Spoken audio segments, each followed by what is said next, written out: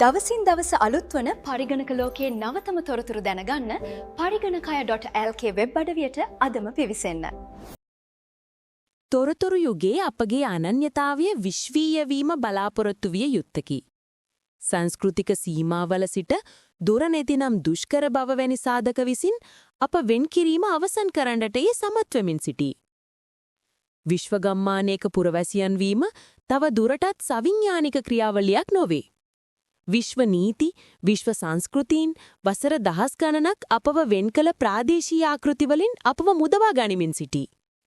එළබෙන යුගයේ ඔබගේ මගේ අනන්‍යතාවය ඉලෙක්ට්‍රොනික නාමකරණයකට ගොනු වීම භෞතික වෙමින් නැති සත්‍යයකි.